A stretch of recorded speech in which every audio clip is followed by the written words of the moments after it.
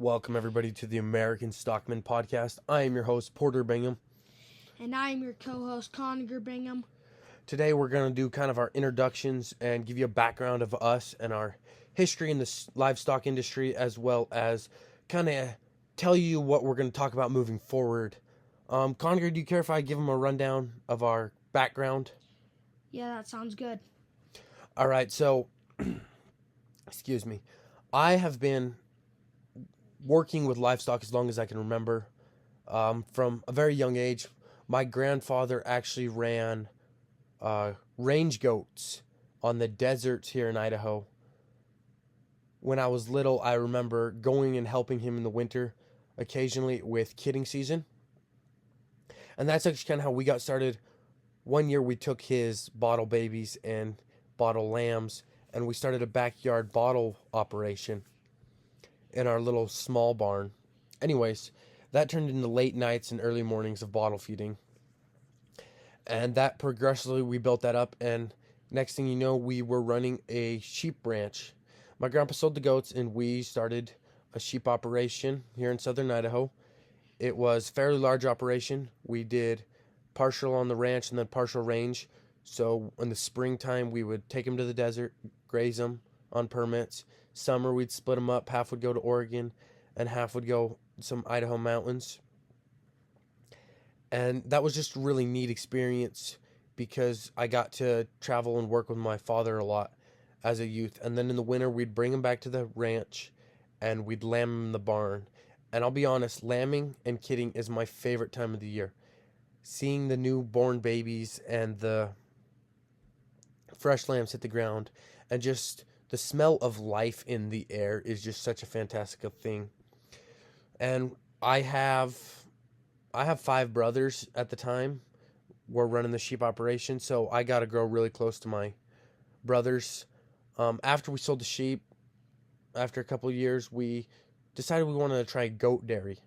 So again, started off small with some bottle babies, and then we were milking probably 21 goats, just hand milker, morning and night, 21 does.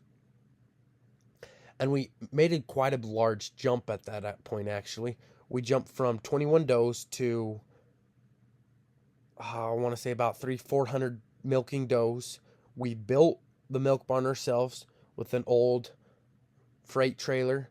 We turned it into a 21 milking goat parlor. So 21 goats at a time at 400 goats, that's going to take a minute. And those were really long days because sometimes you would start at 4 in the morning. You would milk till 10. And then at that point, you got to go bottle feed all the babies because you don't have the babies eating off the moms because you're milking them and you're trying to maximize your milk production. So you go bottle feed all the babies. Well, by the time you're done with that, it's time to do the night shift of milking. And you're going to bed at midnight and getting up at 4. It led for a really long year, but it was a great experience and opportunity for us as a family to grow closer together. I had fun doing it because I really like goats, and when we weren't milking, we were milking most of the year because lactation wise, but I thought it was a pretty good opportunity and experience. We sold the goat dairy and we kind of didn't have any livestock for a minute, and then I got bored and I purchased some boar goats from a friend of mine that raises some really nice goats. I purchased 7, and then my cousin, he runs some goats as well, so I borrowed a buck for him to breed. And I bred and had kidding season. I believe I kidded out 4 of the 7 does because 3 were yearlings and I wanted to wait a year. So I kidded those out, and then I held back, I want to say I held back probably 2 does out of that kidding. 3 does out of that kidding, actually. And 1 buck because this buck, he was a stout guy. Anyways, so then I, started my herd from there, and then we moved, so I sold those goats. And looking back now I have a herd of goats. I am currently running, I want to say I've got about 10 does out there and a buck. We're coming for kidding season in about February, so that should be a good time. We got feed bunks going on. We're still working on new place, so we're still putting in fences, barns, but we got a nice barn. We got cameras up for the first time. It's really just me and my little brother Conagher. Conagher helps me quite a bit with the goats. You have a horse, right? Yeah. So tell me about your horse. What's your plans there? So this year I have a friend that he raises horses for a living, and he let me use one of his studs. So I bred her to a papered stud, and that's a that colt is a really nice colt. And I started braiding whips and tying halters so I could pay for that horse. And I'm planning on to do junior high rodeo next year, and that's where I am at right now. So braiding whips and halters. I mean, this guy, it's actually incredible. I remember the first time he tried tying, like, what is it, Theodore knot? Yeah. Theodore knot. This guy is on and off YouTube for about a week, throwing ropes all around the house because he's trying to tie this knot. And I look at him now, and it's absolutely incredible because you'll give this guy a roll of paracord, he will braid you a bull whip. I mean, he's tied halters, he's tied custom paracord reins for people that paid for him for Christmas. I think most recently you traded a bullwhip for a saddle, did you not? I did. And like this guy is tying bullwhips for some cowboys out in Utah, and they really love the bullwhips because they are quality bullwhips. Something about this guy, he is a doer. When he wants something done, he will do it. So back to your colt. What's your plans with your colt? You gonna sell her, keep her, what? I'll probably keep her because she comes out of two great lines of horses, and I just want to get him broke so I can use him for my ranch horse in the future years. All right. When's she's supposed to kid? Or shoot, kid. Foal. I'm with goats too much. When's she supposed to foal? She should foal in the spring. All right, that'll be awesome. I can't wait till that podcast. So going back to our history, Conagher, you were really little when we started sheep. You were pretty little when we had sheep, but man, you loved it. I think you fell in love with it more than a couple of our other brothers. Me and you are kind of the stockmen of the family. Some of our brothers don't love it as much. They kind of hate the livestock because it's something to do. But I really love it because I feel like raising livestock gives you a deeper purpose in life because you learn to not do I feel like people around livestock mature faster and maybe realize more about life because you learn that not everything surrounds you, and you realize that you can't control everything, and God is the ultimate plan. You can't always save the lambs or the goats or the kids. So you growing up, you helped with the sheep, you helped on the goat dairy. You got any memories from that at all? I remember my brothers were at school. They did public school for a couple years, and I remember waking up with my mom because we had to go bottle feed 400 kids so they could have their breakfast.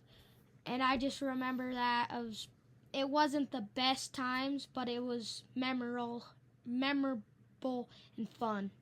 And see, looking back now, I've realized that in life,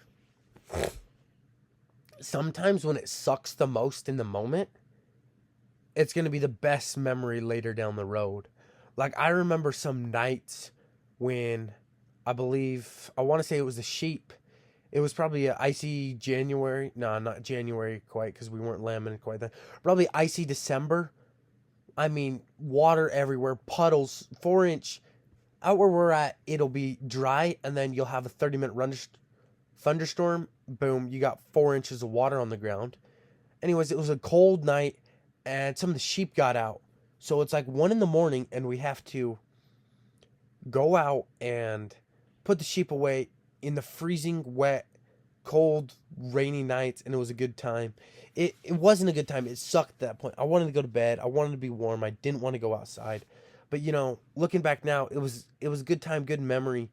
We would have some of the sheep on some of the fields in the local area, so we'd push them pushing like 10 miles a day.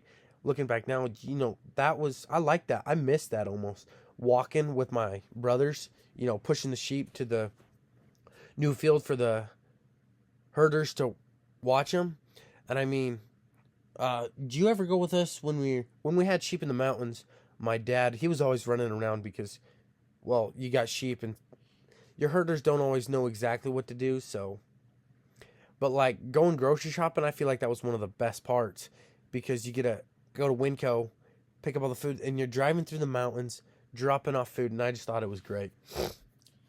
Yeah, I thought it was great too. I remember one time me and my dad, we were out checking the sheep and we got caught in a snowstorm and we spent like an hour waiting it out under a big juniper tree. And I remember that was pretty fun. Yeah, in the time, I'm sure it didn't feel that great because you were in a snowstorm waiting it out. Anyways, so moving on with our futures, what are you looking to do in the livestock stock industry? I'm looking into getting into quite a few cows if I can and grow my family and live on a ranch with my family and kids and teach them the purpose of hard work. We're both still pretty young though, so we don't really have cows right now, right? Right. We got a couple goats outside, we got a horse. What are you looking to do right now in the next couple of months to kind of help you get out there to where when you're older you can have that ranch with your cows and family? Because like for me right now, I am looking to like gain as much knowledge as I can and learn as much as I can from people that already been there. And I feel like you're pretty great at this. You are really great at talking to old cowboys and, getting to know them. Tell me a little bit about that. So I have a couple friends in Utah that they work for Simplot and he's the head manager of Simplot and he runs all their cows and he invited me to come move cows next spring and brand for them and he said he'll teach me if I'm willing to learn. And see, I think that's the thing. We just got to be willing to learn. If you want to learn an industry, I think go find somebody that's in that industry or is good at what they do and go learn from them. Go work with them. I'm into goats right now. I run a little herd out here for show and 4-H goats. I have a show background. I've shown goats for 2 years. Personally, I'm almost naturally good at it. I got Grand FFA champion showman this year, 3rd overall market, and 3rd overall showman. Last year, I got 3rd overall FFA showman as a first-year showman. I've hit a couple jackpots. I went to the Nile, actually, with a buddy to learn because I wanted to learn how to do it better and become better. So I found somebody that was better, and I went to learn.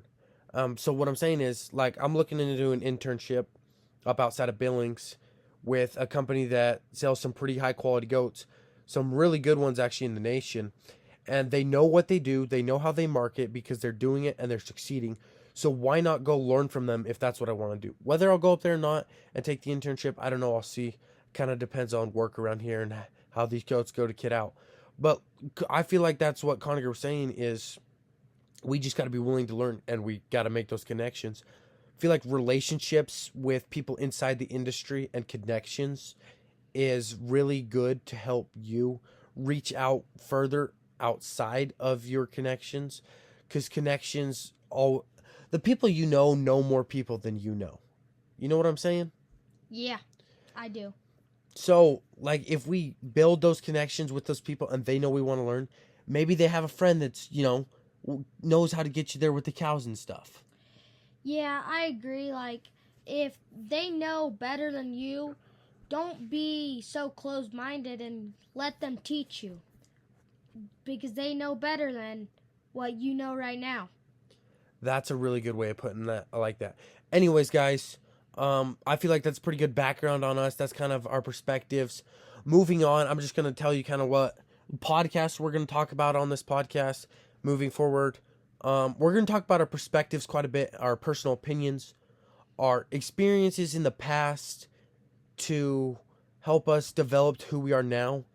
We're going to talk about livestock markets at some points. We're going to talk about horses, cows, sheep, stock shows. We're just going to talk about most anything livestock related, but a lot of it's going to be our perspective based to get our perspective out there as a people. And, sometimes getting somebody else's perspective on something's nice. And really, we're just doing this as two brothers who love livestock, love the industry, and love the American dream. So we wanted to jump on here and put that out there. Conagher, you got anything to say before we close out? Yeah, Porter, I agree. I do have a couple things to say. I love the industry and livestock and the cowboy dream. May God bless you and be with you. All right, guys, tune in next time on the American Stockman podcast.